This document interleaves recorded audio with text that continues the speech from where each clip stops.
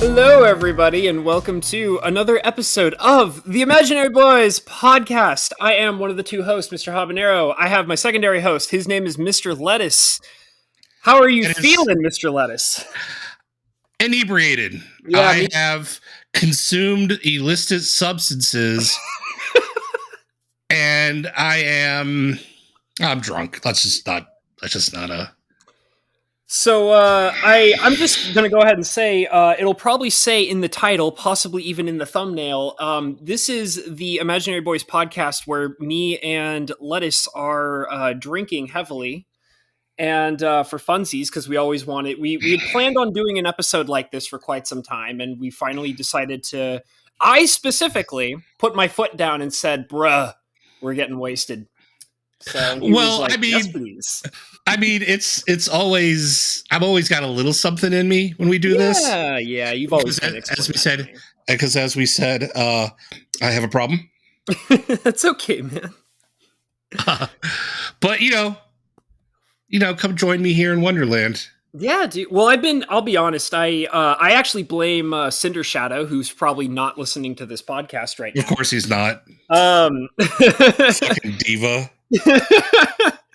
If you'd wear a headset, we'd invite you on more. Yeah, we would. Freaking headphones, bro. Come on, what are you doing with your life? But anyways, I actually need new headphones. These are starting to get a little too warm.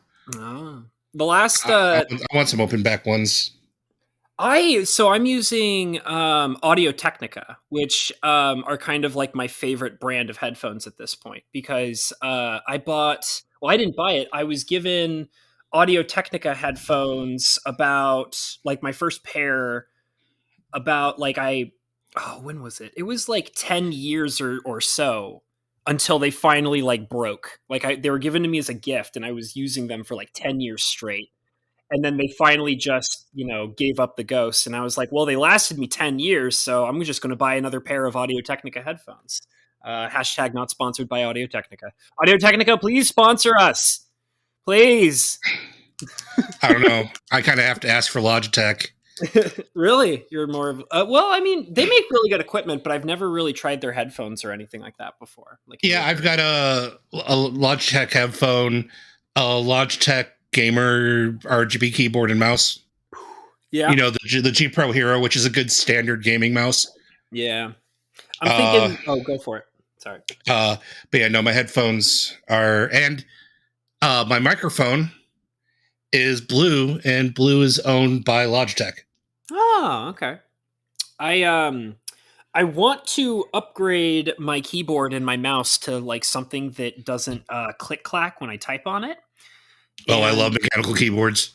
Yeah, so that's something I'm probably going to be looking into soon because my keyboard and my mouse are slowly starting to fall apart. I've been using them for years, and I'm just like, it might be about time to upgrade. Might be about that time. Maybe. Love me some good cherry switch mechanical keyboards. Just clickety clack. Yeah, bro, send me some links if you have like some recommendations for like some good keyboards or mice that might be like soundless and stuff like that. No. My keyboard recommendations are not soundless. They're clickety clack, which is what you're saying. They're mechanical. They're intentionally clickety clackety. Yeah.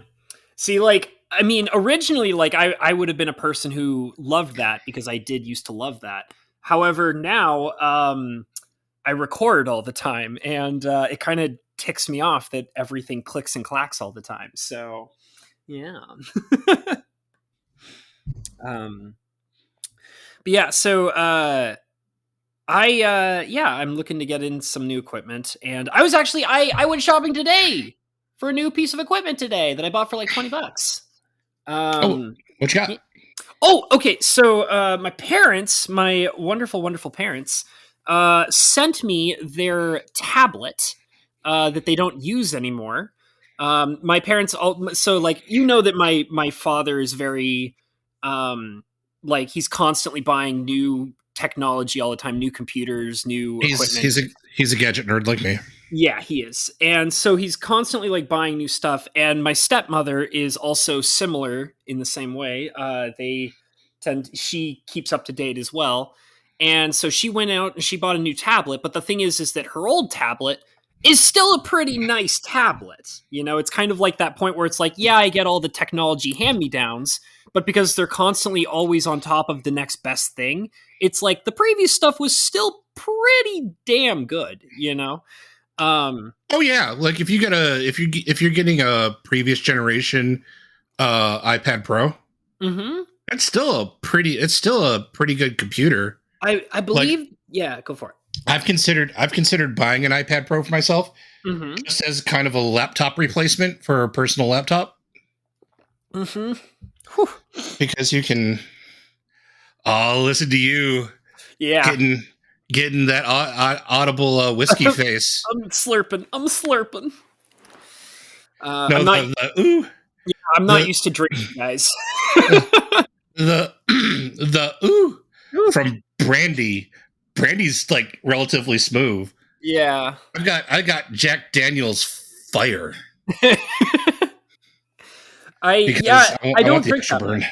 I don't drink that much, but I like what I was trying to say earlier when I mentioned Cinder Shadow.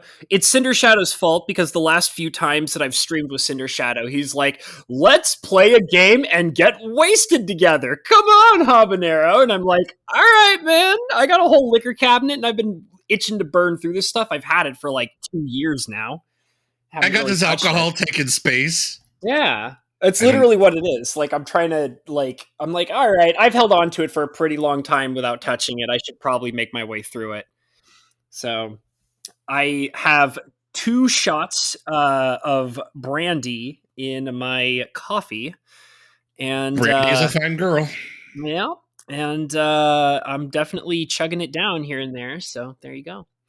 But back to the tablet thing. Yeah, they sent me I think it's called an NVIDIA Shield. Oh, so you basically have a Nintendo Switch at this point. Oh, okay. I mean, it won't play Switch games, but it's the same hardware. I figured that's what you meant. Yeah. That's so funny because you and me were talking about owning Nintendo Switches just recently. Well, yeah, because I contend that if you somehow came across owning a Nintendo Switch, I believe, now granted, probably not at full price, but if it were to like miraculously end up half priced over the summer during a sale, which Nintendo and the Pokemon Company never do, I probably could talk you into Arceus. I mean, at $30, you say Arceus, and it's like, well, if it's Arceus, then maybe. But I mean, that's the only Pokemon game I'm really interested in you in playing. Because it is kind of a new take, and it's kind of the take that I think Pokemon's really needed. Yeah, it's a damn shame the game looks like shit. Yeah, see, I just like and to kind of give some more context to the listeners. Basically, what happened was Nintendo did an announcement not too long ago, like maybe a day or 2 ago. Basically announcing. Well, it wasn't Nintendo, it was the Pokemon Company. Pokemon Company, yeah. Pokemon Company came out, they did an announcement. They announced Generation 9 Pokemon games, Scarlet and Violet. And my take on it is that it sounds like it's going to be another.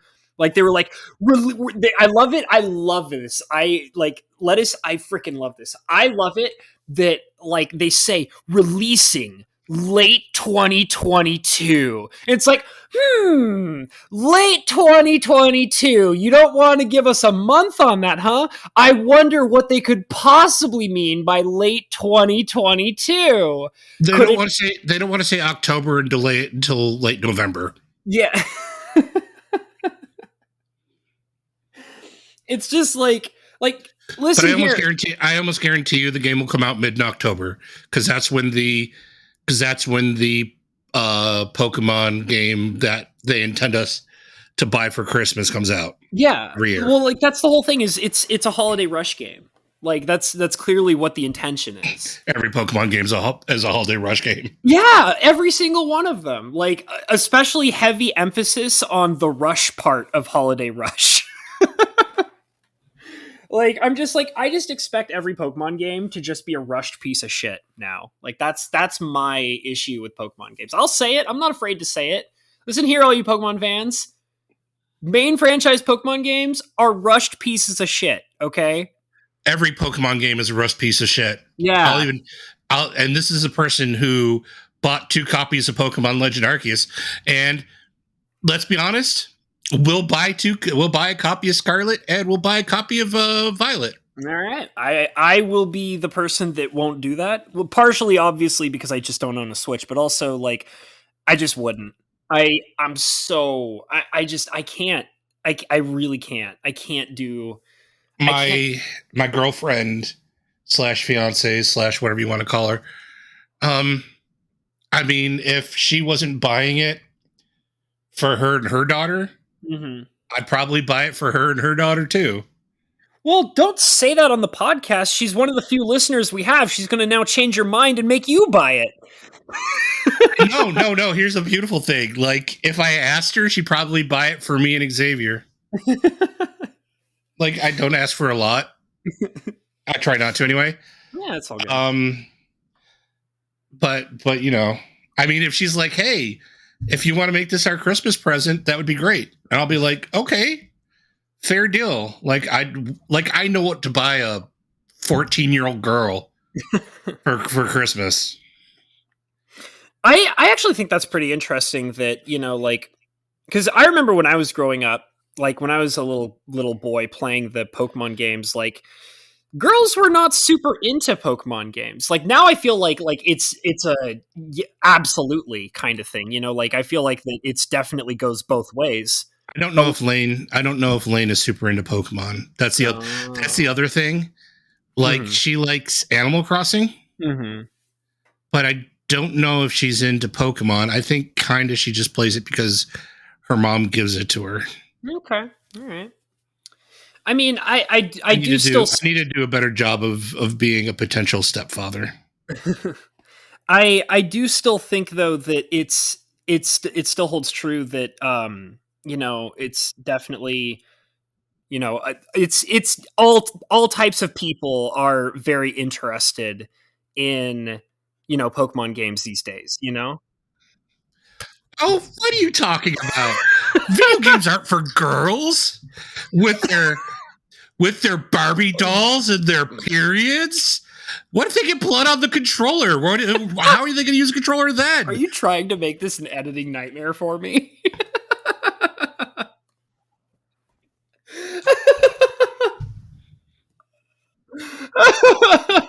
It's probably fine. Nobody listens to this podcast.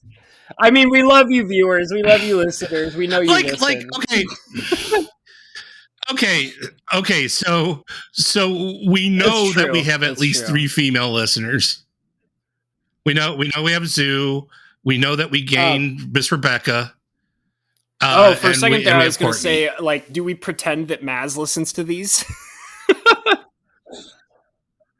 No. We gave up on that ghost. I still like the idea that, like, sometimes we like to pretend that she listens. You know, like, no, we've given her chances. We've included. She's become a quote unquote third like host of this podcast. Yeah, she's the ghost of podcast past.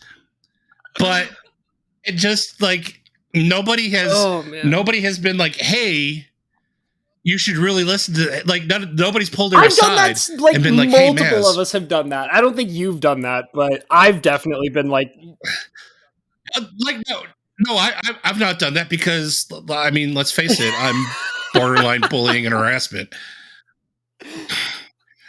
But okay, so fine, you've done that. You've pulled her aside and said, like, so you've pulled Maz aside and said, hey, you should really listen to this because we talk an insane amount of shit about your ass. Oh man, yeah. I mean, I don't know. Like, I think some of this stuff is actually funny, but, like, I don't know. But then again, where am I to talk about my humor, especially the shit that I pulled today? So, apparently, my sense of humor is just as up, if not more. Oh, that wasn't even okay. That wasn't sense. First of all, that wasn't sense of humor. What? I know your sense of humor. That was kind of like your dry satire. Yeah, That barely qualifies as humor. I didn't think I was being that mean. I mean, no. You weren't being mean. You weren't being mean. Is this just the episode where we just out everybody who's a fan of us? Is this that episode?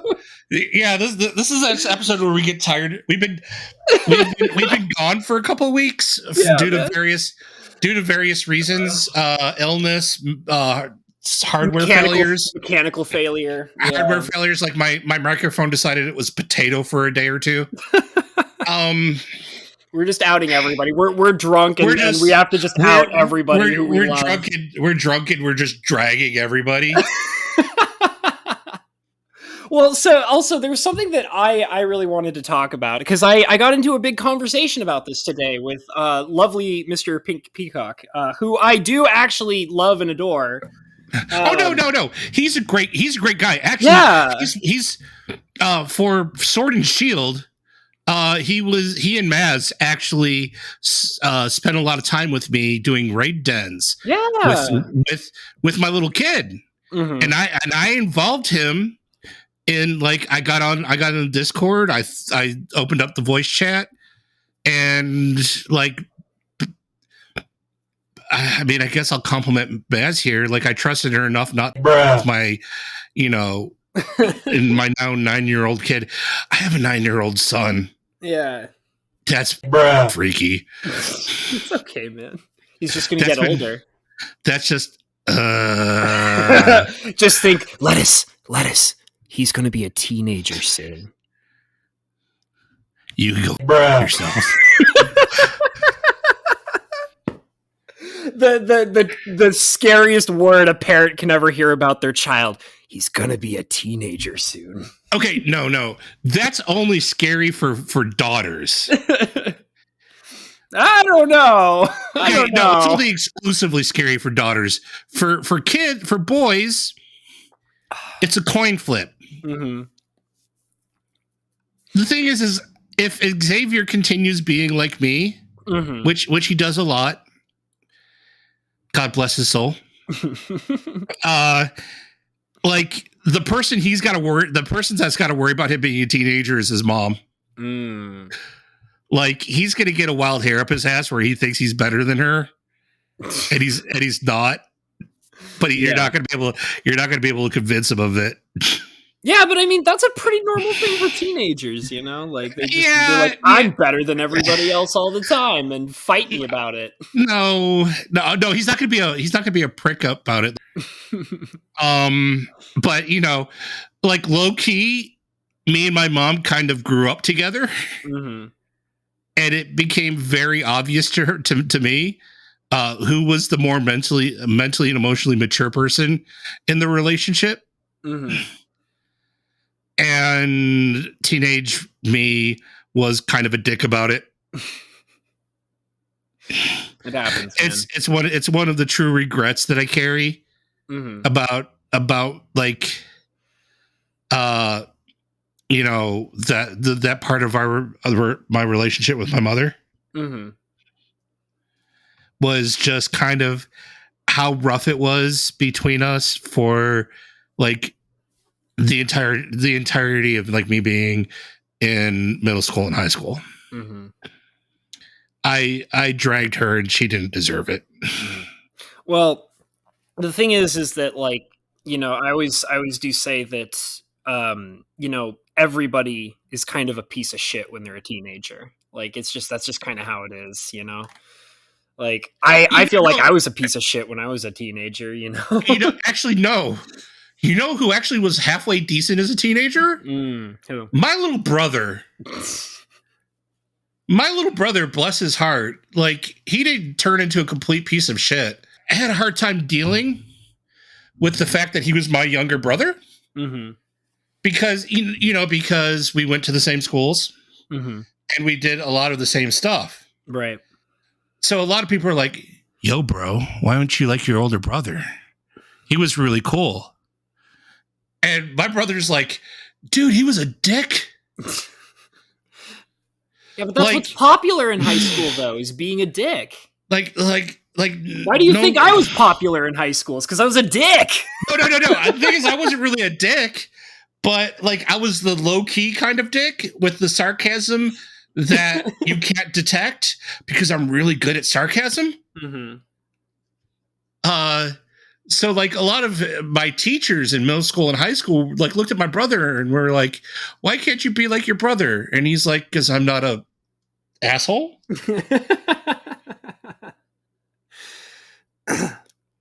Well, granted, he learned to be an asshole after my mom died. Right. Well, I mean, but yeah, but that affects anybody in a deep way, you know? I get that.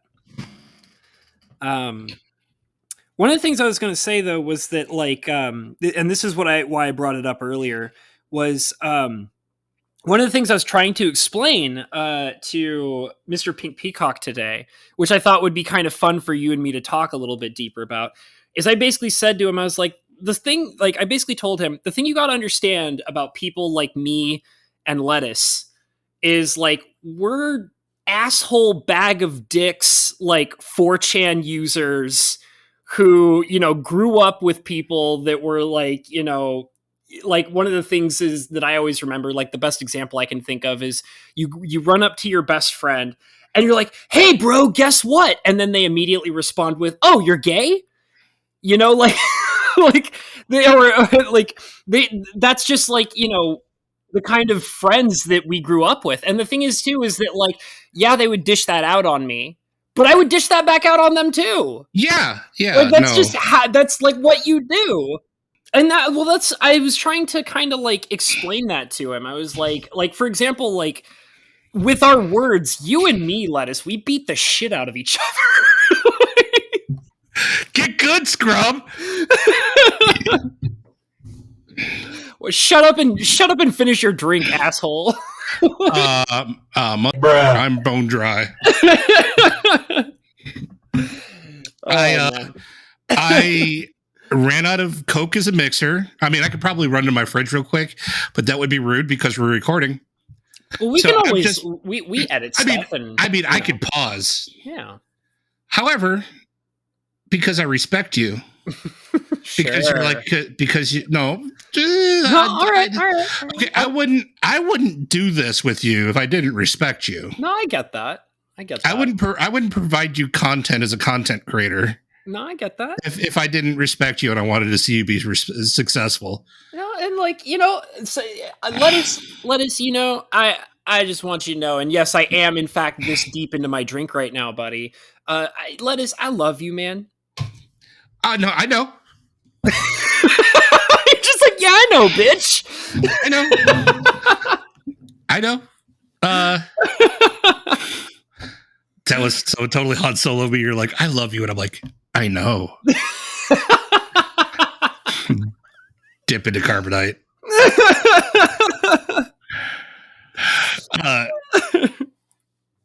Star Wars reference. Han Solo shot first. Yeah, he did. I shot Han Solo's mom. That's hot. That's hot, man. So no, yeah, go for it. I just been taking I'm out of mixers, and the bottle of Crown Apple is gone. Okay, good job. I've got about 2 shots left of the Jack Daniel Tennessee Fire. I didn't buy big bottles of anything because I wanted to try multiple things with the Starlight Coke, which, listeners, if you're listening, and I've not, you know, put a lot of semen in you.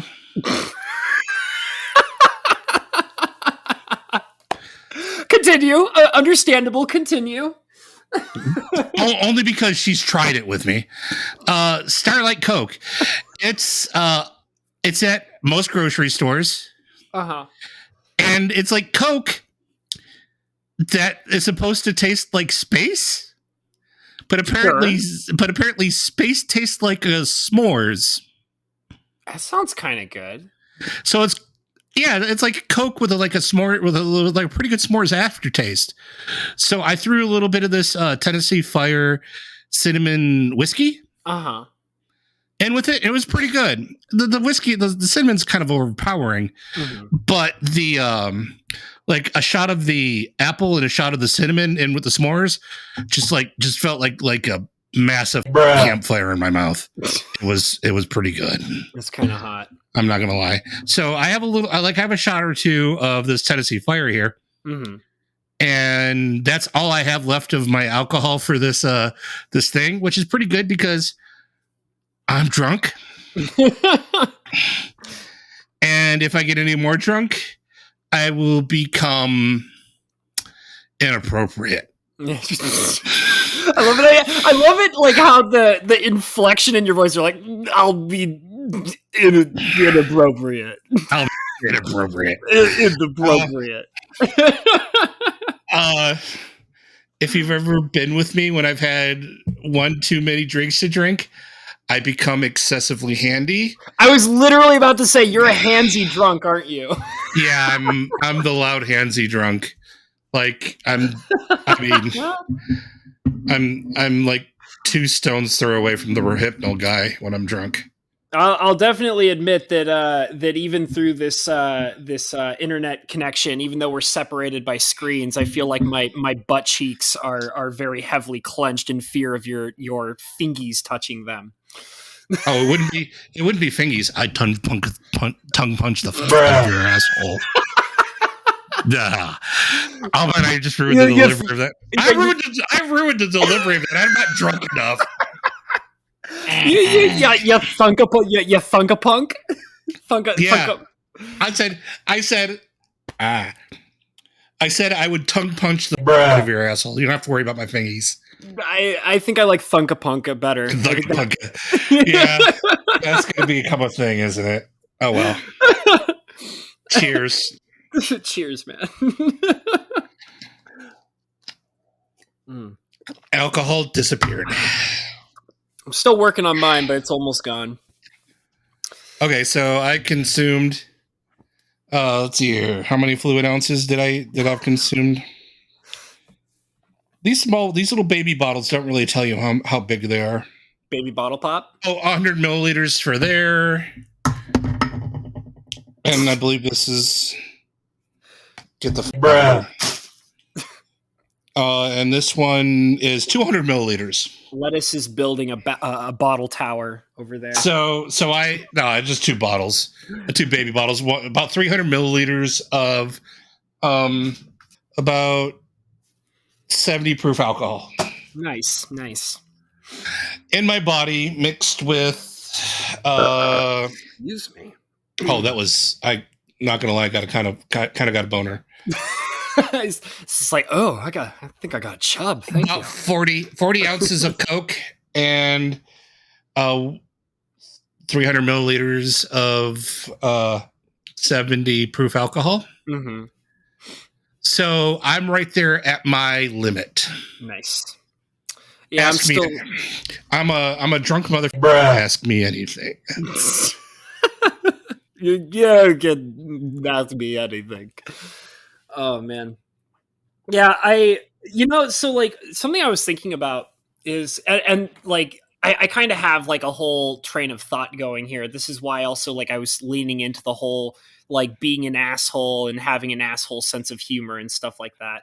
Is so earlier this week, even before the events that happened today, I was looking over my old meme folder from like pretty decent time ago, like probably between 2012 and 2014. I used to have much larger meme folders with even older memes than that, but they're gone to the sands of time. But I was looking through some of my old meme folders and just looking at them, and it was a combination of like, first of all, still to this day to me, funny as bruh. Like still funny as bruh. But the main thing that really stood out to me was how most of them were extremely based on today's culture, incredibly inappropriate, just beyond comprehension inappropriate. And then on top of that, also how the jokes were either very dry or you had to like think really hard about the joke in the meme. You know what I mean? Yeah, that's a problem. Well, because like, for example, I go on Facebook sometimes Because and nobody look knows around. you're joking. Yeah, well, like I go on Facebook sometimes and I see the memes that happen on Facebook, and they're just so in your face. You know, it's like a mom or dad joke represented in picture form with a few sentences to say ha ha at, you know? But like then I look at like these older memes that I have and like the jokes are like actually kind of deep and you actually kind of have to like carefully think about them a little bit before you fully realize what's going on. Some of them are like right in your face, but the ones that are like right in your face are incredibly inappropriate. But the ones that are like not in your face are like super dry in humor or just like, you know, like you have to kind of like understand the context of them or, you know, use them in specific kinds of situations to make a point. You know what I mean? Right. And it just blows my mind because it feels like memes have been changed. I mean, and it makes sense because the internet's a different place after all these years. Well, I But mean, comedy has been irrevocably changed by society as yeah, well. yeah. We are no longer, like, us comedians are no longer asked to make people think. Mm-hmm. It's actually quite the opposite now, and it's kind of disheartening. Yeah, we're back to telling knock knock jokes. Yeah, like we were trying to find like fart joke. Like, well, no, actually, you can't do fart jokes because that Fart might jokes be are funny, man. because that might be misogyn. That might be a misogyny because girls aren't incapable of farting apparently. Yeah, everybody knows that girls don't poop and girls don't fart. Oh yeah, no, not at all. Yeah. No.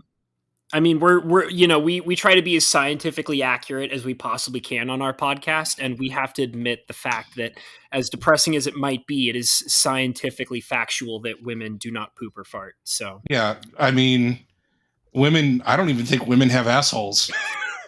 I mean, yep, yeah. It's I don't know. Sorry, I was laughing due to the insane amount of alcohol that I've been consuming. But yeah, that is absolutely true. Women do not have assholes.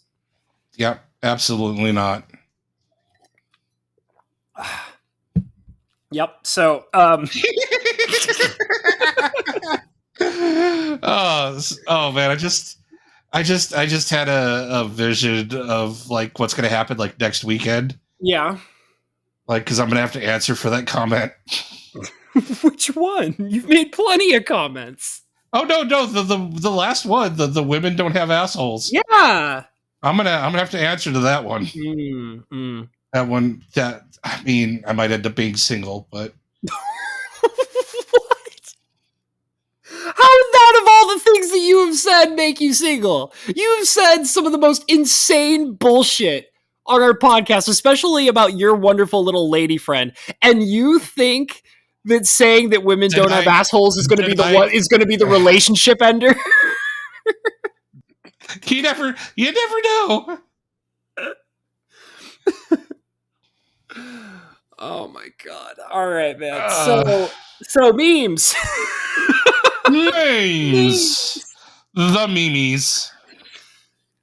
It just blows my mind because like so I was looking at some of the old memes that I had, and I had this one that I looked at it for a little bit because I couldn't quite recall it, and then it came back to me that it was like a super deep inside joke of a meme for like a very specific 4chan board. And like once I remembered like the reference of it, I started busting up in tears laughing like a maniac. But like if I didn't have the memory of that, oh yeah, you can't use the meme wouldn't have meant anything. You can't use a Chan meme anymore. Yeah. Like not only was that meme a dead meme on Chan, but Chan memes are just dead in general. Yeah. It was just to give you a nice little visual of this meme. You may or may not recall it. And if you don't, I totally understand. It's a picture of, first of all, it's got a psychedelic background, so it's like very psychedelic and weird. and there's just a butt ass naked like blonde lady. She looks really hot, right? However, all of her like areas, like all of her like orifices and sensual areas are replaced with water spigots. So like she's got water spigots on her nipples. And she's got like like just water spigots on her eyes and water spigots as her nose and mouth and like water spigots on her knees. And if I remember correctly, she's in a pose where she has her arms over her head. So there's water spigots coming out of her armpits.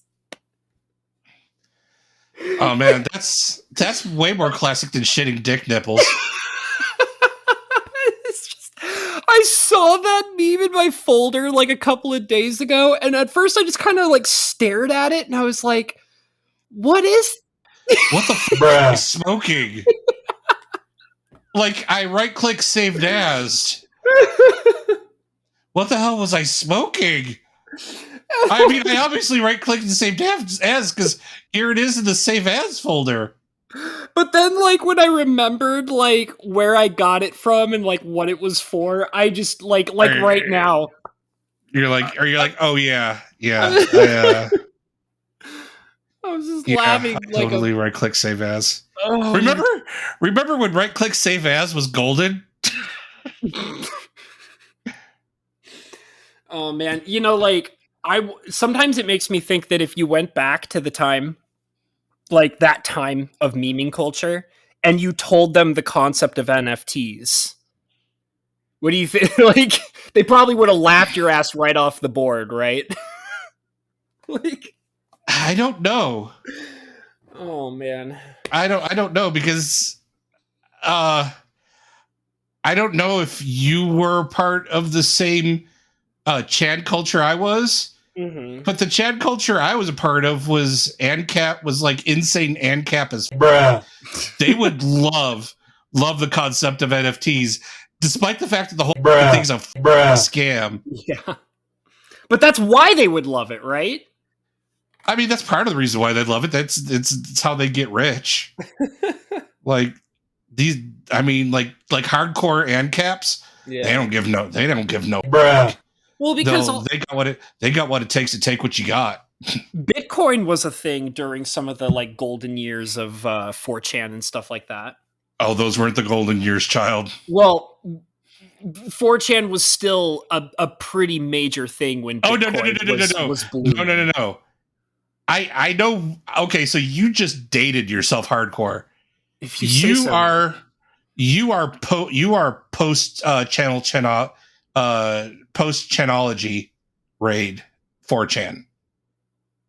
Well, I mean, I know about some of the like big raids. I wasn't necessarily a part of them, but like I bore witness to their existence. Like you bore witness. like the last big one was Project Chanology, where 4chan raided the Church of Scientology, and it was hilarious. But it also like kind of irrevocably 4chan. Mm-hmm. And 8chan rating on the Church of Scientology. Yeah, that is your era of 4chan. I existed the actual golden era of 4chan. Okay, all right. I bow to your supremacy. Supreme 4chan being, Mister. Get good, bruh. That was something that I was thinking about too. So.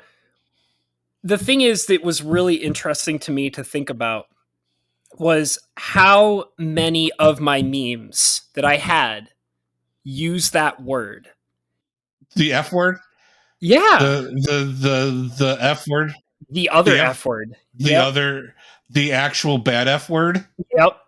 And the one that you absolutely just brud the shit out of? Yeah, I definitely brud you for sure. Because I would even argue that bruh is even more worse than our normal bruh. No. Because what blew my mind is because when I was going through my old meme folder, it blew my mind to think to myself, that used to be part of my normal lexicon when I was that age. Like, not only on, like, 4chan and stuff like that, and the internet in general, but also amongst my friends. However, now, when I've thought about it really, I actually took a moment to really think about it, and I realized I don't use that word at all anymore. At all. It's like, just gone. It's gone from the lexicon. And that was like... I don't use it, like, unironically. Like right there when I used it. You were using it like it was classically meant to be used for in internet culture. Yeah, like when I was still Chan. Yeah. And you would be like, in my day, I'd be like, bruh. Yeah. No, but that's exactly my point that blows my mind is like the idea that it's like that word has effectively left the internet lexicon. Oh, because it 100% has. Yeah, it's gone. It's gone. Like, I mean, I like I said, like, I literally forgot that it was a thing until I opened my old meme folder.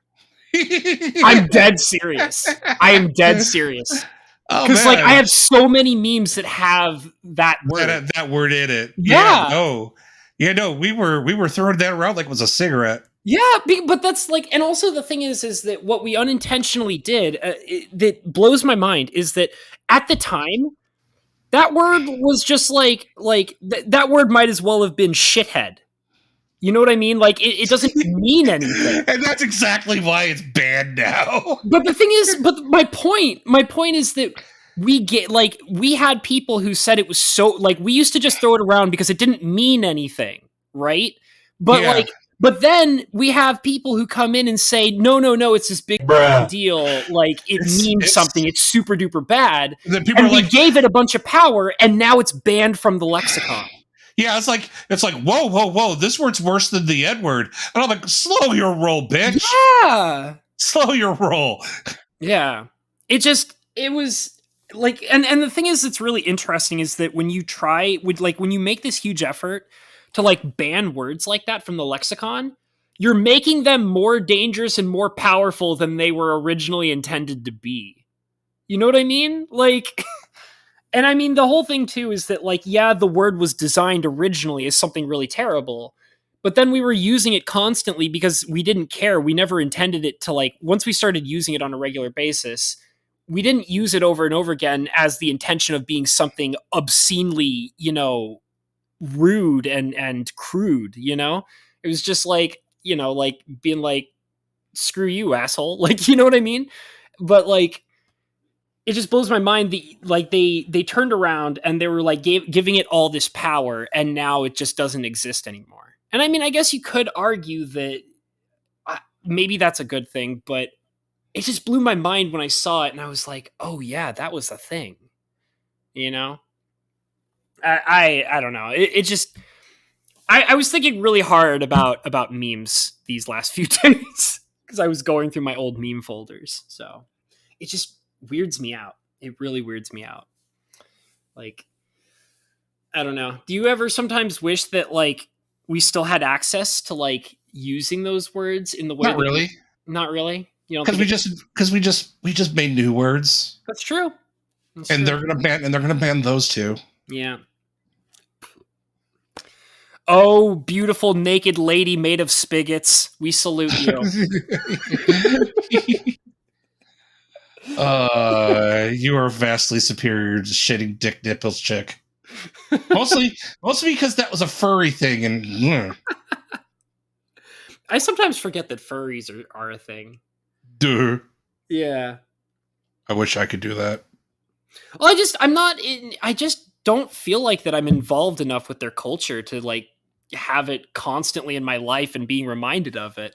Like, that's why like I see people who say like, oh, like I hate the fact that this thing is in my life all the time. And it's like, it's probably in your life because you're making it a part of your life. Like, if you're seeing a lot of furry stuff, it's probably because you're somehow involving yourself with a lot of furry stuff. I'm just gonna go ahead and put that one out there for you. Yeah. You kind of like stirred the wrong pot there, buddy. Mm-hmm. enjoy cum pizzas.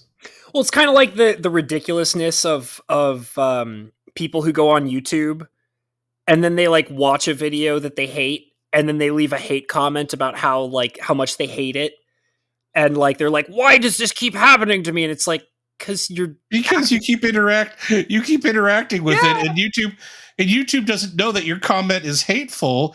It knows that you left a comment and you watched the video. Mm-hmm. So they're like, well, obviously this guy wants more of this bullshit, so here we go. You're actively interacting with it, bro. Like this is like, people don't understand. People like to rail against the YouTube algorithm, but they don't understand the YouTube algorithm. It's not that hard. Yeah. I mean, for the most part, I like the YouTube algorithm. I mean, it's not exactly nice to my channel, but like as a user of the platform, oh yeah, no, as a user, I like it. It's incredibly set up for large channels and consumers of the large channels. Yeah. If you're a small channel creator, it kind of likes to spread your cheeks for you. Yeah. But I mean, like, I'm going to tell you, that's where we find some ingredients. Mm-hmm. It's pretty nice when I can go on YouTube and then like they're like, hey, like we think that like here's your feed, and we think that based on things that you interact with on a regular basis, you might be interested in this. And I'm like, well, you know what, YouTube? Thank you so much. I will check it out. Or I'm like, you know what, YouTube? I appreciate that you have attempted to do that. However, this particular video or this particular channel is actually not something I'm interested in. So I'm going to go ahead and click that little 3-dot option, and I'm going to make sure that you know that this is not something I'm interested in. But thank you anyways for bringing this to my attention.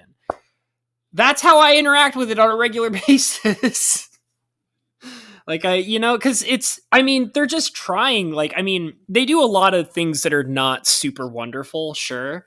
But I mean, for the most part, I feel like that it's a service that tries its best to apply, its software to because that's how they make money. So it's like they want to, appease you so that they can keep making that sweet cheddar, And I mean, I'm okay with that. I get it, And it's like, all you have to do is just like, don't go into the video and like hate watch it and then be angry and then leave an angry comment. Just be like, hey, YouTube, I'm going to click your little 3-dot button here and I'm going to let you know that I'm not interested in this. So that way I don't have to actually directly interact with the video. And that way I'm a much happier person, Do you ever use that option, Mr. Lettuce? Do you ever use the little thing to be like, no, I'm not interested or anything like that? No, because that's not very good. That's not very easily accessed on mobile, and a lot of my YouTube viewing is either on the mobile app or the Apple TV app. Right. Which doesn't really allow for interaction of the viewer very well. I could see that. I get that. So my only real interaction is leaving off of a video before a minute. Oh, and yeah, that is actually very destructive to a YouTube channel. So that's a pretty good way of being like, stop it. But at the same time, what YouTube will sometimes do is be like, hey, you watched like 1 minute and then left. We're going to like recommend you this video over and over again for like the next 5 months. Like, because you watched it for like a minute and maybe you'll come back. Maybe you'll come back. But yeah, if that's the life I led, then that's the life I led. That's all good. Well, I mean, as long as you don't click it, it's fine. Like, my irritation is that it keeps getting like, when I get a video, there's something I'm not interested in, and it pops into my feed over and over and over and over and over again. And I'm like, listen, guys, I'm not clicking on this because I'm not interested in it. So I now have to like actively go and click on the please do not recommend me this, And that way it's gone from my feed forever.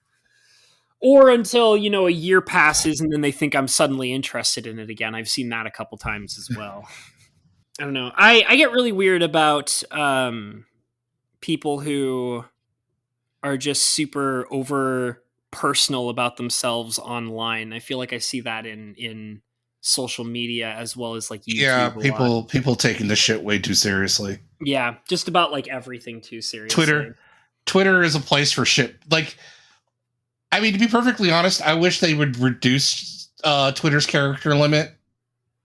Like, make it even smaller than what it is currently. Yeah, just be like 75. Screw it. Yeah. Like let's be real.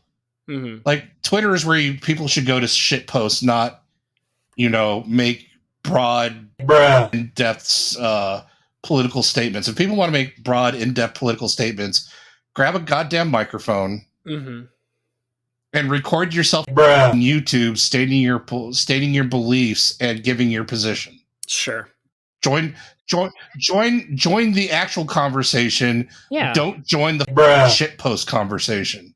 And I agree with that, because just like you said, that, stating a political opinion, like, it should be a lot more complex than the character limit on Twitter. Like, I'm just going to go ahead and put that out there. Like, it should, like, if you have something political to say, you shouldn't be limiting it to the ridiculously short amount of text available on a Twitter post.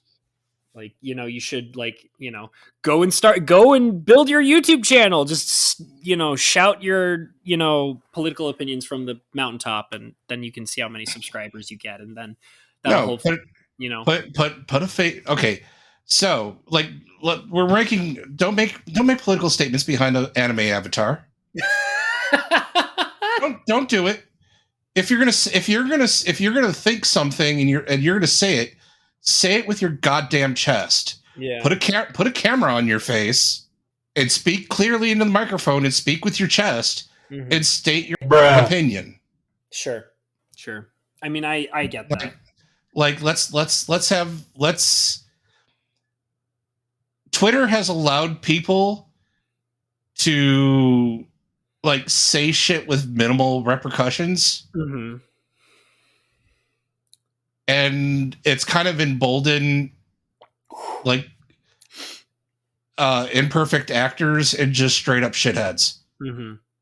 Like, I'll admit, I'm a shithead, but I'm not really giving my political opinion on Twitter. I know what Twitter's good for. Twitter is a shitpost platform. Yeah. It always has been. That's what the character limit was about. That's what I like it for too. You think, like, I'm gonna, like, judge people, in a rude fashion because I tell them that eating French fries at random limits is psychotic? Like, no, yeah. like, I don't actually think you're a psychopath. Like, come on, man. I like to tweet. Yeah, me too. Because I thought it was a pretty good, like, I thought it was a pretty apropos shit post. Not necessarily because I thought that it was a poignant message. I just thought at the time it was a pretty solid shit post. Yeah. Oh, but now I'm a bruh because I thought it was kind of funny. Yeah. Did you ever hear about the game that Crash Test sent me as a gift? Oh, you mean the one that you weren't ever going to play ever? Yeah. So he sent you Chrono Trigger as well? Yeah, that cut pretty deep. That cut pretty deep. Like, I sent Cinder Chrono Trigger, and he practically beat the game on stream. Yeah. And I haven't been watching those streams. You know why? Because you don't want the game spoiled for you? Because you've never played Chrono Trigger? Because you're not a real gamer? Yeah, well, hurtful, but, yeah. I mean, I'm here to speak the truth, honey bear. And let's, like... So... like, okay, so I could buy you Final Fantasy VI right now. Which I already bought. Oh, congratulations. Because I love the game. Like I love Final Fantasy VI too. Yeah. But, Chrono Trigger is basically like another Final Fantasy VI. All right. Like, gameplay-wise, story-wise, and some of the engine stuff. It's very Six-like. Like, those two games came out, like, kind of close to each other. Right. So, like, they're similar.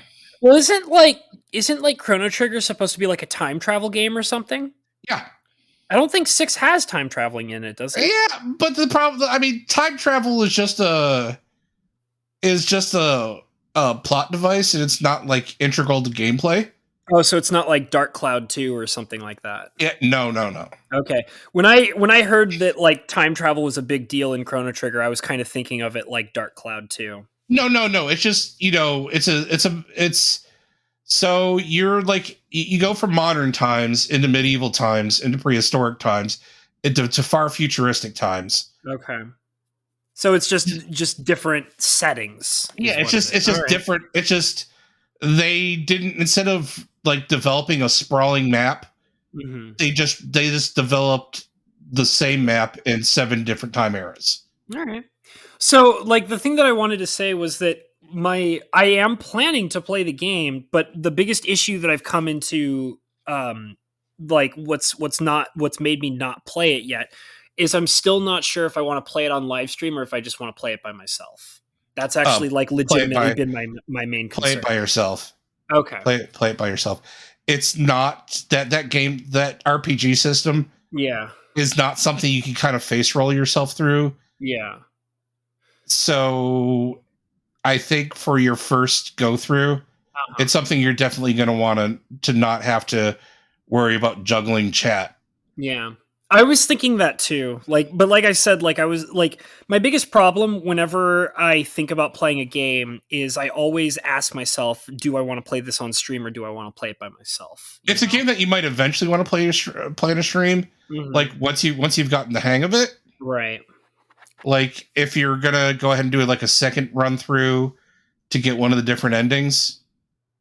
Oh, the game has multiple endings? Yeah, the game has like 13 endings. What? I didn't know. That's crazy. When did that game come out?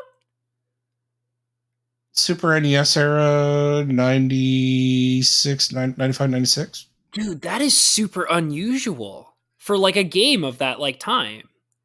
Oh yeah, having no, like a bunch of different That's, endings. That is why it's seen as such like a tentpole RPG, is because of all the endings that you could find. That's crazy. I actually did not know that. All right. Well, I'll look into it. Like I said, though, my major concern was trying to figure out if I wanted to play it like on stream or if I just wanted to play it by myself. Oh yeah, no. Your first playthrough, you're definitely not going to want to. You're definitely going to want to save, like, not have to worry about juggling chat while doing that. Let's see here. That's okay because I'm not very good at juggling chat in my regular streams anyway. No, I've seen. Yeah. We need to get you a second monitor. Yeah. 95 was when it was released on the SNES. Yeah, that's impressive. August 1st, 1990. That sounds like a game that was ahead of its time, The North American release was August 11th, 1995. I was 15. Wow. Huh. That's interesting. Yeah, I'll definitely I'll try and make some progress on it. I've been having a lot of free time recently. So like for example, these last few days I've been doing a lot of reading and studying on some stuff. So I could probably fill in some of my time with actually playing Chrono Trigger or whatever it's called. Yeah. Is there like a game called Chrono Cross too? Is that something that is a quote unquote sequel that came out on PlayStation 1? Okay. And they're doing an HD remake of that for Switch and Steam and everything next month. Gotcha. Because every time I say Chrono Trigger, I keep thinking almost to say Chrono Cross, and I'm like, that's probably like a game that exists or something. Yeah, that's the sequel. Okay. Like I said, I've never played any of these games, so I've never played Chrono Trigger, I've never played Chrono Cross, but I've been hearing those names a lot, so I get them confused. But yeah, I bought Final Fantasy VI because I fucking love that game. Like, I adore it. Because it's one of the best Final Fantasy games. That's because it is the best Final Fantasy game. No, I actually like 10 better. That's interesting. I never would have expected that. I do like 10 a lot, but it's definitely not my favorite. 6 is for me, it's 10, 6, 7, 8, 5 tactics. I've never played 8. I would say my set of favorites is Final Fantasy 6 is my number one. Let's see, 6 is my number one. I want to say like the Tactics like series as a whole because I love all those games. Like the first one on the PlayStation, the second one on the Game Boy Advanced, and the third one on the DS. I kind of count those all in the same ballpark, even though they're all very different in interesting ways. And I would even say that the original Final Fantasy Tactics Advanced is probably like the best of the three, in my opinion. Oh, that's interesting. I love Advanced. I love No. I know. I love Advance. Have you ever played the War of the Lions remake of Tactics? No, I've never heard of it. Okay, so they re-released Final Fantasy Tactics for the PSP. Okay. And it's called Final Fantasy Tactics: The War of the Lions. It was kind of a remake with some extra content thrown into it. Interesting. Okay. But it was also, the sprites were kind of touched up and everything. Okay. It's the version of the game that if anybody re-releases it, it's used. Mm-hmm. Like the iOS port is also a War of the Lions port. So there's that. I'm really waiting for Triangle Strategy in April. Dude, oh my god, I'm clenching my butt cheeks for that game. Holy shit. That game's going to be amazing, dude. I'm so excited for Triangle Strategy. Holy shit. Like that is like my most anticipated game besides Pal World. Man, you absolutely love games you're never going to play. Okay, I'll be fair. You will probably end up playing Triangle Strategy at some point. Yeah. But probably like a year after I do. We'll see. We'll see. Actually, I don't know if I plan on getting it on the Switch, to be perfectly honest. I might bite the bullet on that one and wait for it to get ported to Steam. Because you'll have better controls, I feel like. But I mean, I don't know. Touchscreen is pretty good for these kind of tactic games, but I very rarely play in touchscreen mode. Right. So yeah, no, I probably will wait for the Steam release, mostly because the Steam Deck is a thing now. Yeah, I've been hearing about that. That's been coming out, and it looks pretty super sweet. Mm-hmm. I probably won't get one until later in the year. Mm-hmm. But I definitely kind of want a Steam Deck for, like my portable gaming system at this point. Mm-hmm. Yeah, so like one of the major things, like, because I said that I love Tactics Advanced the most out of the games. Triangle Strategy does come out in like 3 days. 3 days? Really? Yep. Its release date is March 4th on the Switch. What? I assume that it's not coming out on Steam for probably like another year. Right? Yeah. No. Steam. If we see that game on Steam in 2022, I'd be surprised. Yeah, that's okay. I mean, I can wait. Yeah, it's not like you don't have a backlog. You still have to play. You still have to really play Papers, Please. I played Papers, Please. I mean, really played. Like you fumbled. I'm bad at that game, dude. I'm so bad at that game. You fumbled across it on a stream once. I mean, but that game gets really hard. Like I've actually seen people who are like really good gamers play that game and still have a really incredibly rough time with it. Yeah.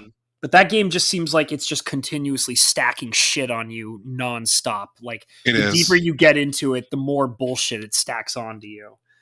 And it's like you're learning. It seems like when you play through it, you're constantly learning new game mechanics, which is ridiculous.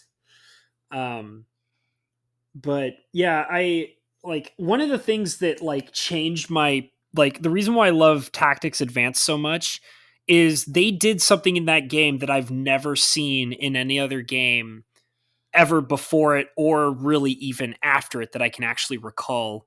Is in Tactics Advanced for the Game Boy Advance, Final Fantasy Tactics Advance. There are, I mean, it's not super common, but there are situations that you get into where characters that you control can die. And then when they die, they're gone forever. You can never get them back again. And they never did that to any of the like characters that the plot revolved around, obviously. Like that would never happen to the main character. Yeah, your party filler could die. And Yeah. they had permadeath on your party filler. Yeah. But that's the thing is because like even though they're not like your main like 3 or 4 characters that are, you know, integral to the storyline. Yeah, if you had a player like a character 4 that you always kind of carried and that was like your character, and like for by some random chance it just gets railed. Yeah. Like that hurt your feelings. Yeah. Like you save scum like a mother. Bruh. Well, because the thing is too is that like when you're playing tactics, they kind of like start you out with like 3.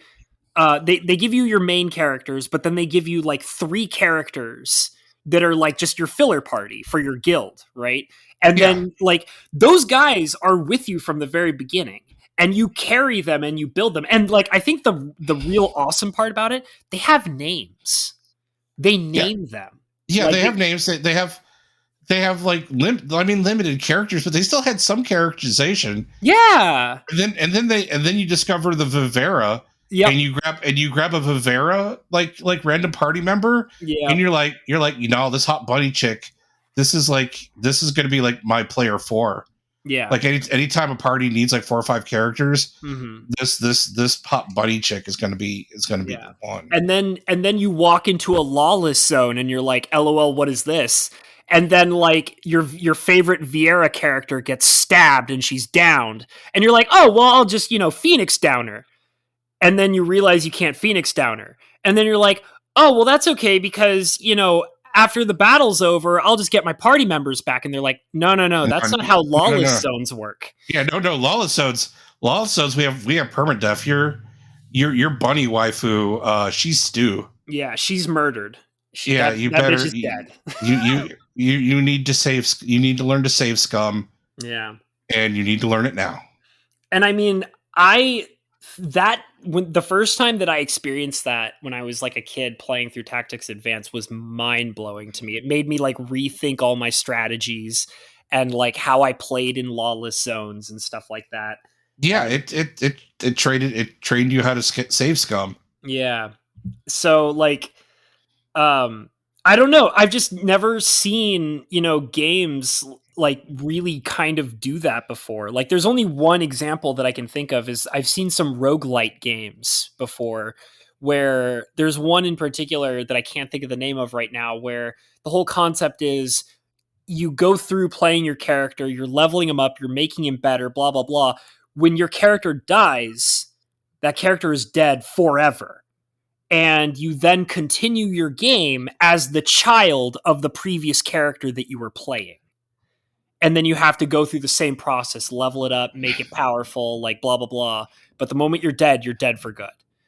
And I like that kind of stuff. Like, I like my video games to have like stakes to them. I like it when characters can be gone forever. You know, I like. Yeah, I appreciate when a death has gravitas. Yeah. Like it's in Kingdom Hearts 2, spoilers, towards the end of Kingdom Hearts 2, Goofy dies. I actually don't remember that, and I played through Kingdom Hearts 2. Goofy gets hit by a really large boulder in the Hollow Bastion, like right before the Hollow Bastion 1,000 Heartless fight. Yeah. Is there like a big ass blood splatter? No. Like there's not a blood splatter. You beat the boss there, and I'm drunk, so I just forget his name. That's okay. The sitar boss, the dance water dance guy, and then you go through the final, like helping out the Final Fantasy friends down the chasm. Yeah. And then when you get to the same spot right before the 1,000 Heartless fight, yeah, Goofy's alive again. Well, but that's bullshit. I don't like that. Yeah, that's like And I Like, mean, I get it because he's a Disney character. Like, of like course, they're not going to like splatter a blood stain across the mountain of Goofy with like, Goofy's eyeball is like over in the left corner, and his like 5 fingers are like located in the right next to his yeah. pelvis. The problem is like they use that scene, and they get like you see Mickey Mouse be like go under revenge rage boner. Turns into Dark Mickey. Mickey Mouse like throws off his cape, and he's wearing the Valor form outfit, and he's like, "Yeah, I'm gonna wreck some shit." and then he runs off, and then you're like, "Yeah, I'm gonna wreck some shit too." Mm-hmm. And then you get to the end of that, and everybody's like, "Oh, Goofy," and then Goofy's like, "Gorsh, I sure took a bump onto Norgan." Yeah, he's like, and then you're like, "Oh, that's right, I'm playing Kingdom Hearts. Nobody dies in Kingdom Hearts." See, that's the thing is because, here's something that I've been trying to figure out about myself recently, because I watched a video that was talking about this a little bit, is I'm starting to wonder if I'm just an edgelord. Okay, like a high school edgelord, right? And, no, I'm serious. Oh, like I've been contemplating it really deeply lately. No. I know why you're thinking this. Yeah. But then the actual edgelord in me is like, get good, scrub. Well, okay, so like the reason why I've been trying to figure this out, or like really patronizing with you, like, "Oh yeah, sure thing, you're so edgy. Ooh, look at all that edge. Well, because look at the edgy boy." But see, like, I'm glad that you're saying that, because that implies that I'm not an edgelord. Because I don't think I'm an edgelord, but like, you're like, comparatively speaking, no. Okay, because but comparatively speaking is the operative part. Like, I'm going to look at you and think, is he an edgelord? I'd be like, maybe a little bit. Like, he tries to be an edgelord. It's adorable when he does it. Well, because okay. So the thing is like, one of the things that I mentioned that I loved about Final Fantasy Tactics Advance is I love the fact that there are stakes where characters permanently die, right? Because that makes me feel like that, like those, like my overall view of it is it makes those characters feel like they matter more. They have more value because they can be taken from you and be gone forever. Oh yeah, no. That's the brilliant part of that. Yeah, is that it doesn't add stakes by increasing the ceiling. It adds stakes by presenting a very real floor. Yeah, like it's not, if you do well, we'll give you this. It's if you we're doing this to you, and it's really going to hurt. It's kind of like the idea of the attraction to like Dark Souls games, right? Like, I mean, that's just standard that's just standard sadism. Yeah, but I mean, the idea is that like the games are designed to heavily punish you, and I like games that like punish you, like in ways, like I like. But the thing is more so to that, like, when if the punishment is fair and earned, yeah, it's when the punishment's kind of bullshit, and just out in left field, like a lot of the NES games used to be. Yeah, where they're like, okay. But another thing to it is also like, I've talked about this a bunch of times in specifically Mike Hatcher's like streams and stuff like that, is I have read the Magic the Gathering books. There are 2 Legends trilogies that are based on the Legends set. There's Legends Trilogy Cycle 1 and Legends Trilogy Cycle 2. Okay. Now I'm just going to go ahead and say Legends Trilogy Cycle 2, it's meh.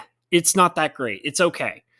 Legends Trilogy Cycle 1 is one of the most fascinatingly well-written like fantasy trilogies in general, like ignoring the fact that it's Magic the Gathering, okay? It is one of the most fantastic fantasy trilogy stories, like collection of 3 books that I've ever read. And the reason why that I love it so much is because they give you a wide variety of characters throughout all 3 books, okay? And they make sure Like they have like some main characters, but they also have like a secondary set of main characters and then a third set of main characters. And throughout the 3 books, you're constantly swapping between all these characters. They all have stories, they all have plot developments, they all have backgrounds, they all have histories, they all have families, and they all have goals and like things that they're trying to accomplish in all 3 of these books. Yeah, they're developed characters. Yeah.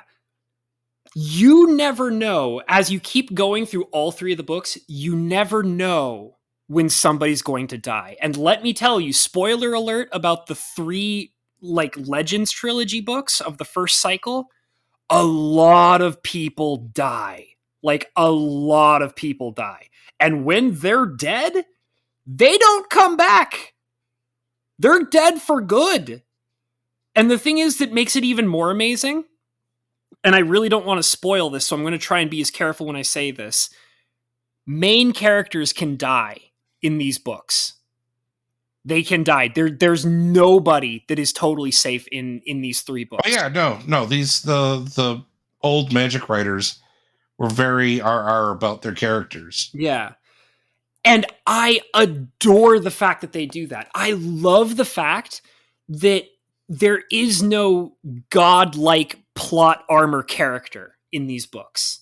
Yeah, if a character needs to die for the plot to proceed, that character's dead and will stay dead. Yeah, and because like randomly bringing them back 2 chapters later is just bullshit. But I like the thing is that I loved about it is that it makes you feel like that you genuinely, from your core, can like you can relate to the characters, not only on just a personality perspective, but on a mortality perspective. You know, like, yes, they can die. They put themselves in incredibly risky situations, and they are mortal creatures, and they can die. And it doesn't matter how much you like them or how much you relate to them or, you know, how, you know, interesting their background is or how nice their family is or, you know, what their goals are in life. They can die. So my overall point is that, like, the fact that I enjoy that and the fact that I can, like, really enjoy that they can die and they're gone forever, it means that it makes it a lot of the time the actions that they do and the sacrifices that they make feel more meaningful. Now, does the fact that I can enjoy that or respect the fact that these characters can die in this fashion make me an edgelord? No. Okay. No, that makes you a character who appreciates that makes you a person who appreciates good characterization, knowing the fact that this character lives in is doing their actions and living a life, and where the stakes always include they could die. Yeah. Which actually makes them far more relatable than any kind of like skin color representation or sexuality representation that they're just going to throw on a character. Yeah. The fact that the character exists in a world where they could potentially die to serve the plot and the storyline is incredibly far more important than that character's skin color and sexual orientation. Yeah. And I agree with that, because let me tell you right here, right now, you know what every human being shares in common? The fact that we all are going to die someday. Yeah. That is what we can all bond over. I occasionally think dicks are yummy. Sure. But the thing is like, I don't feel like your standard homosexual representation in media represents me. Mm-hmm. Because you love lady parts too. Because I'm just saying half of the world's population, thinks dicks are yummy. Sure. Like, I don't feel like that has a representation.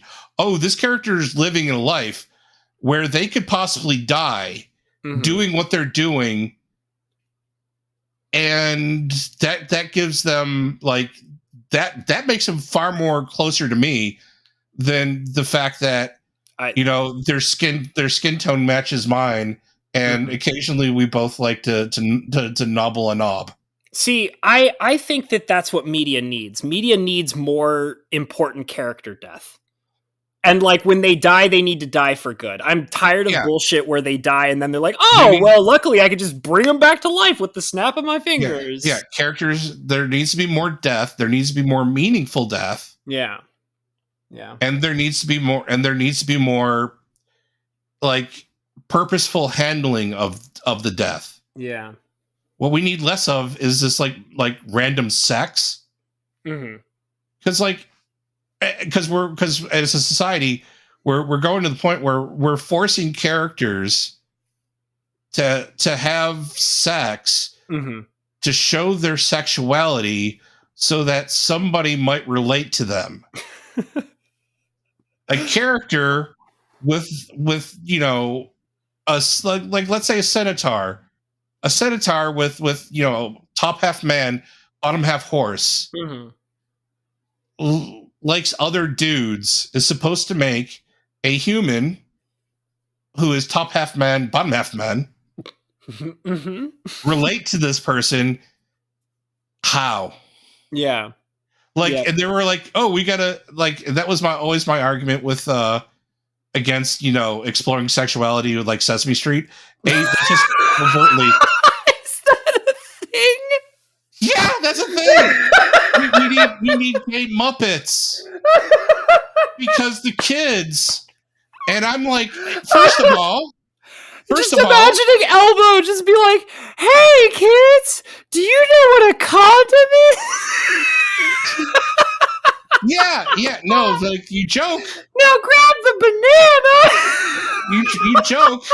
You joke, but C is for condom, and that's good enough for me.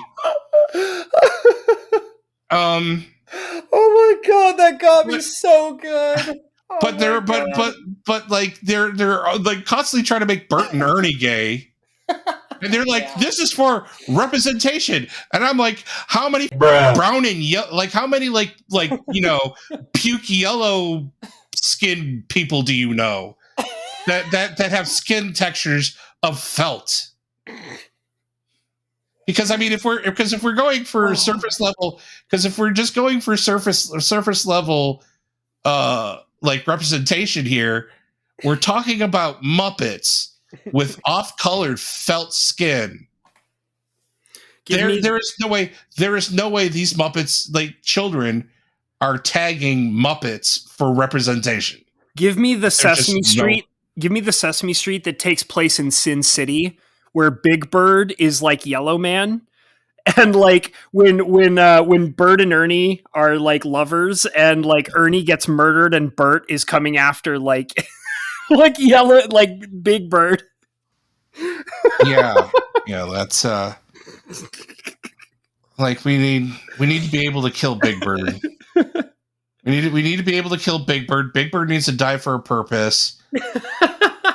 And I think that would there's a very good teachable moment about about crack cocaine usage.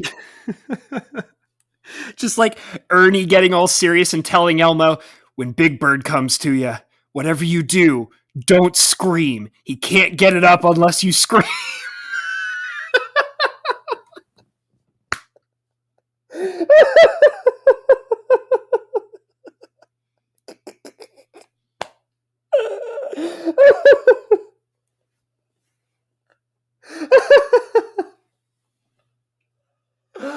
Oh my god, I'm dying, dude. I'm dying.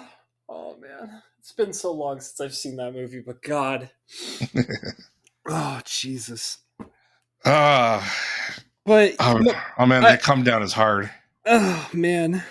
How's your brandy and coffee? I actually just finished it a little bit ago while we were in the middle of that conversation. I've been bone dry for like 30 minutes. I'm starting to come down. It's feeling pretty good. I'm nice and relaxed. I'm I'm pretty comfy, other than my few laughing fits that I've had here and there. Hey, you can laugh without dying. You're doing better than most.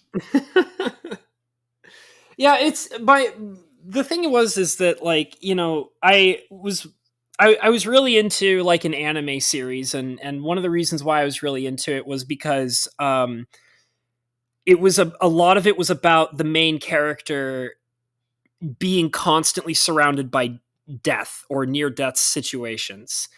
And he just basically was able to survive by refusing to die. But also part of that was also understanding that in order for him to survive, he had to not be afraid to kill his enemies.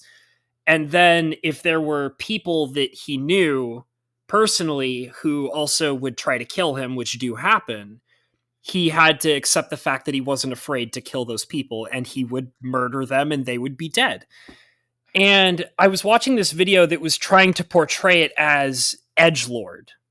Like, it's like, you know, the death of, like, you know, like the character being like, oh, like, you know, you must survive, and you, like, you know, you shouldn't be afraid to kill your enemies, and then brutally murder them, and then they're dead for good. And it's like, well, it's just edgelord. And I was like, but I like stuff like that.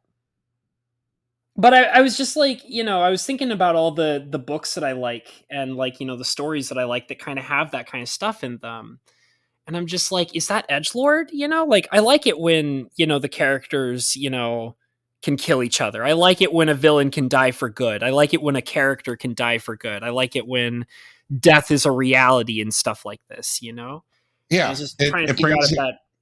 it brings you closer to plot. That doesn't make you an edgelord. Yeah. Like liking the fact that a plot has gravitas and there's stakes to the plot is completely different than finding the Holocaust funny. Yeah. Yeah. I guess, yeah, I kind of see what you mean, because that's a clearly edgy kind of thing to have. Yeah, right? making Auschwitz jokes is edge. Yeah. Like enjoying, being able to enjoy a story when the story actually has stakes.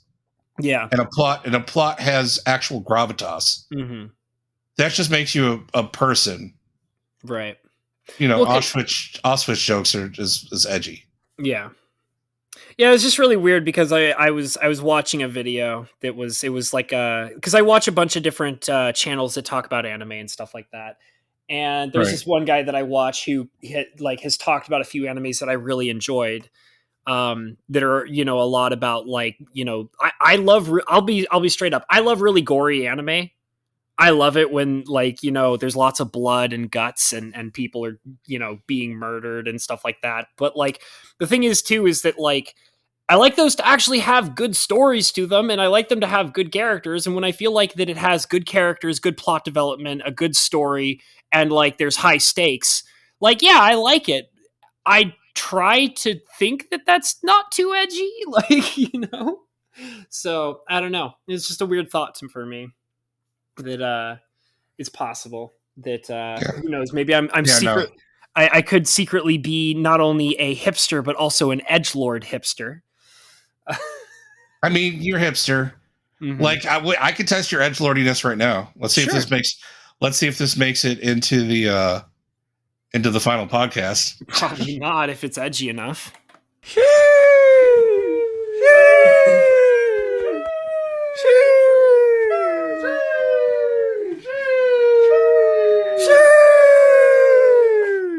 Yeah, I'm gonna have to probably cut that out. I'm probably gonna have to cut that one out. Yep. Nope. Okay. So I told a really edgy joke, and because Mr. Habanero here is not an edgelord, you did not hear that joke. Yeah, probably not. It's probably not a good one. I mean, he barely laughed at it, so I could. So totally did not laugh at it. Definitely not. Did not laugh at it. So I can tell you, good sir, you are a amateur edgelord. Okay, all right. But your taste in fiction does not include your edginess. Okay, I mean, I think I'm cool with that. As somebody who obviously is incredibly edgy, I can tell you that you are not, and that's okay. You probably don't want to be the person who laughed at that very tasteful joke. Well, but the thing is too is like I spent a long time, and I mean obviously we've talked about this multiple times already. I spent a lot of time like hanging out on 4chan and stuff like that, and there's a lot of stuff that was pretty inappropriate that I used to think was hilarious, like on that board back in the day. So I mean, I don't know. But I'm okay, so fine. As teenagers, we're all kind of edgy. Yeah, sure. Some of us get edgier with age. Sure. And then a lot of us kind of mature out of it. Sure. And that's the downfall of the board. And that's really been the downfall of Chan's. Yeah. Was they didn't do a good job of recruiting new teenagers, and a lot of their little soldiers kind of matured out of being edgy. Yeah. Yeah, I get that. I don't know. It's just, it's a little weird. It's a little weird thinking about like the things I used to do online when I was younger, and then looking at like what we were talking about before, like how that word slipped out of the lexicon. You know, it kind of blew my mind because I literally forgot that it was literally like I forgot that word existed. You know, until I saw it plastered over like every other meme that I was looking at from that old folder. Like that blew my mind. Yeah, I guess it's just kind of like the times they are changing, right? You know? Yeah, absolutely. But also I was going to say that like one of the things that made me laugh was because when you brought up that joke that I definitely had to cut out of the podcast. When I was talking about the game that Crash Test bought me, I thought it was super funny when he was like, yeah, you got to play it, right? And I was just like, dude, my heritage is Jewish, bro. I have a Jewish heritage, homie. Like, come on. Yeah, I was just like, what the f*** are you doing, dude? We're here for lighthearted humor. Where's the voodoo games? Yeah, bro. Dick Dine and Dash, right? Let's get some Dick Dine and Dash going here. Come on. What's your problem? Yeah. Let's be real about it. You know, I definitely I was about to say something that I would have surely regretted. I would have accepted is what I was intending to say, and I definitely said it. I would have accepted Fuda Dick Dine and Dash over the game that Crash Test sent me originally. It's not a bad game. Dick Dine and Dash? Yeah, Dick Dine and Dash. The auto skip needs to be a bit faster. Okay. Because like after a while, you just want to see the money shot. Mm-hmm. You don't necessarily care about the subpar hentai dating sim dialogue. Uh-huh. You could give less than two shits about that. You just want to see the girl grow the massive dongers. Uh-huh. Yeah. I definitely want to get back into the wonderful Tetris game that you sent me. I was actually last night I was thinking about playing it. I literally brought up Steam and I highlighted it and I was like, I think I might want to play this game again. I mean, more power to you. It's terrible Tetris. Yeah. It's terrible Tetris for some hentai nudity. Well, so like in all seriousness, I'm going to be straight up with you, Lettuce. I actually don't care about the nudity. The reason why I love the game is the dialogue. The dialogue was not that good. I played it too. It's so funny. Dude, you know that those conversations are hilarious. They're hilarious. Like they're like top tier, badly translated dating sim dialogue. Okay, it's top tier, badly translated dating sims dialogue for a Japanese person who has absolutely no idea about gaming culture. That's believes that what gaming culture people talk about to each other. Like it's a funny premise when you think about it too much. It's so, dude, the dialogue in that game was like literally my favorite part of that game because it was so outrageously out of touch that I was like crying while laughing reading that goddamn dialogue. It was the funniest shit to me. Like, and even like when the characters are coming on to each other, it's the most hilariously like unsexy, like it is so hilariously unsexy how the characters come on to one another. I love it. I absolutely love it. Like, I mean, when the actual nudie scenes happen, I'm like, all right, it's fine. Like, I can find higher quality porn on my own, on Pornhub if I really want to, whatever. But god damn, watching these characters talk back and forth to each other is just the funniest shit in that game. It is so funny. I mean, I probably would appreciate it more if the dialogue wasn't like dissected with terrible rounds of Tetris. That like take like 20 seconds to get through. Yeah. Yeah, then you find out you just like hammer space and just skip through it. Oh my god, it's you funny. you could literally skip through the puzzle game. Just play a crappy e-novel.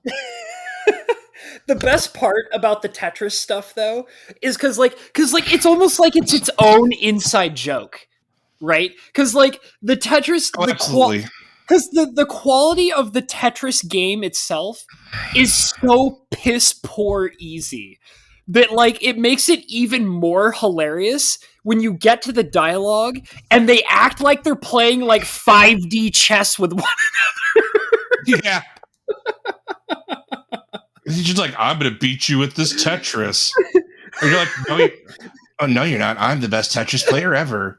I got all these elite hacker skills. Oh my god, it's so fun. I actually, like, no joke, I want to say that out of like all the games that you've sent me, and you're not even playing Battle Tetris.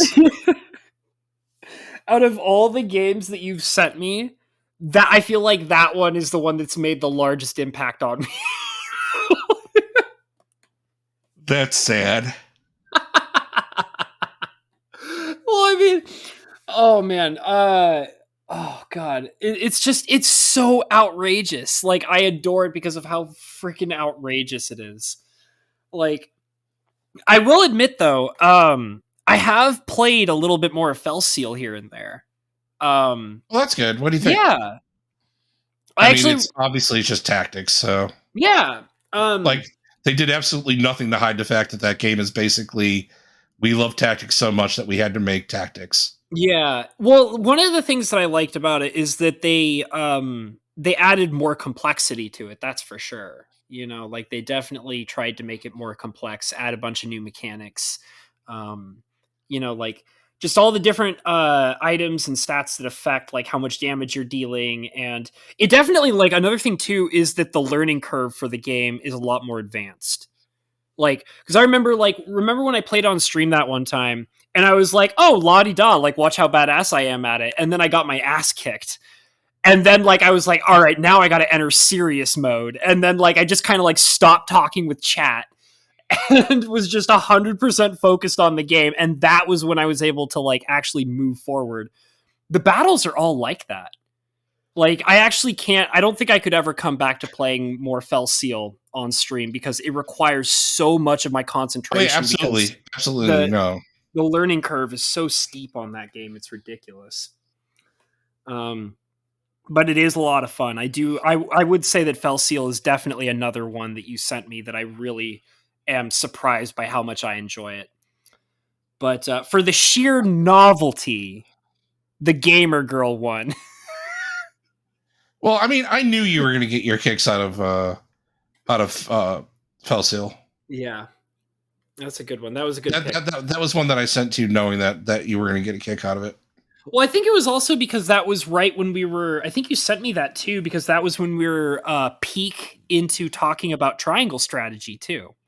Oh yeah, no, you had told me that, hey, we had gotten into a conversation and you had told me, you're like, hey, I really love tactics. And I was like, oh, well, there's a Steam game Yeah. And I looked at the price and it's like, it's not too expensive. But it's there's a Steam game that's basically a Steam ripoff of Tactics, and they do absolutely nothing to hide the fact that this is literally a ripoff of Tactics. Yeah.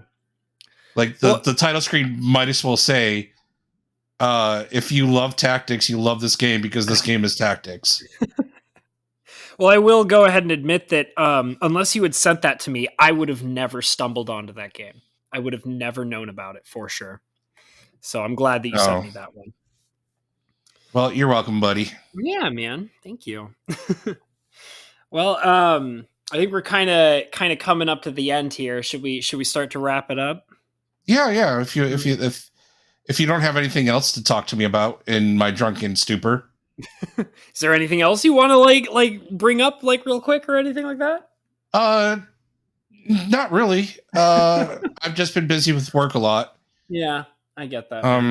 Haven't been playing a lot of Arceus. I should get. I'll once I stop being busy, I'll get into that and get into the end game because I hear some of the end game stuff's pretty good. Okay. I mentioned, I know that I didn't actually talk about the main thing. I did tell you that I ordered some new equipment, but I didn't say what the equipment was because I got distracted about what the equipment was for. I just thought it was a fleshlight. Totally, bro. How'd you know? You're lonely. Yeah, it's true. So I'm an asshole. No, it's okay. In fact, so basically I ordered a stylus, a really nice high quality $20 electronic, I believe it's Bluetooth or something, stylus that is specifically for doing artwork on a tablet. And I told you about the tablet that I have, which is the NVIDIA Shield. Right. So the reason why I bring that up again is I'm going to be trying to get deeper into digital artwork. And this is me, like I have a decent quality tablet now. And I have now officially purchased a high quality $20 stylus for the purpose of doing digital art. And so I kind of want to get a little deeper into that. So, yeah. Yeah, without buying a $300 Wacom. Yeah, exactly. I mean, maybe eventually if I get really, really good at it and I feel like that it's worth it, you know, like I'm like, okay, I've officially gotten to a point of where I'm so good at digital art that I need to like officially upgrade or something, then maybe. But for right now, I just want to be like, okay, well, I have a decent tablet, you know, it's decent. And a decent stylus. Yeah, a decent stylus that wasn't that expensive, but it's still relatively high quality. So let me actually teach myself digital art and see if I can get into something. And I kind of want to try to go down the route of being good enough at digital art to try to maybe make a comic or something, you know? Oh, that's cool. Yeah. Well, because like I've always like had an idea to like write a novel, and I've written pieces of that novel here and there. And I was reading some digital comics recently that really kind of inspired me to want to like go down that path a little bit and learn more. So yeah, that's something I'm trying to look into a little deeper. And because I'm a troll, every 4-panel comic you release, I'll be like, is this Loss? Is this Loss? I bet this is Loss. Like the show? No, Loss. You don't know do you know about the Loss meme? No. Okay. Like offline, I'll tell you about the Loss meme. Okay, if you say so, man. All right. Well, we'll go ahead and wrap this up. And first of all, thank you guys so much for being here for the imaginary boys who decided to get drunk and talk about whatever the hell they felt like, I guess. And we appreciate you and thank you for being here. So I'm going to say all the wonderful things, which is go ahead and hit the like button if you liked it. Go ahead and hit that subscribe button if you're not already subscribed. Hit that notification bell in case you haven't. If you ring a ding that bell, we'll be able to let you know when the podcast will come out or when everything else comes out. Go ahead and think about leave a comment down below. Tell us what you think. Do you like listening to us be drunk and stupid? because we like to be drunk and stupid, and we'll probably do it no matter what you say in the comments. So there you go. But go ahead and leave a comment anyways. We appreciate that. Check in the description below for all the wonderful links such as PayPal and Streamlabs. All donations are greatly appreciated. I would love to give a wonderful shout out to the amazing Patreon members, which include Bo, Falcon, Fashuk Enterprises, James P, the lovely Miss Rebecca, Scorpageist, and the newest member of the Patreon, which is Mr. Hell for Gamers. Thank you, Patreon members, so much for contributing to the Patreon and allowing me to do wonderful content such as this on a regular basis. You're all wonderful. One of us. Exactly. Goobu Gaba, Goobu Gaba. Yeah, bro. Thank you, Mr. Lettuce. I'm sure that they appreciate that. I'm pretty sure nobody got that reference. I don't immediately catch it either. Not the Gooba Gaba part anyways. But yeah, so other than that, thank you guys so much Gooba Gaba is the part of the One of Us chant. Really? Yeah, it's one of us. Goobu Gaba, we accept you, one of us, Goobu Gaba. So I weirdly remember that reference from Babe. Okay, I'm referencing Freaks, the classic movie. Oh, huh, okay. Well, because there's like, in Babe, they have the sheep, and the sheep are like, meh, one of us. That's what I thought. I mean, that's where Babe got it from Freaks? from Freaks. Oh, okay. Well, there you go. Anyways, thank you guys so much for listening. And now we know where Babe stole that reference from. And I guess other than that, we have been the Imaginary Boys. Good night, everybody. Good night. Sleep tight.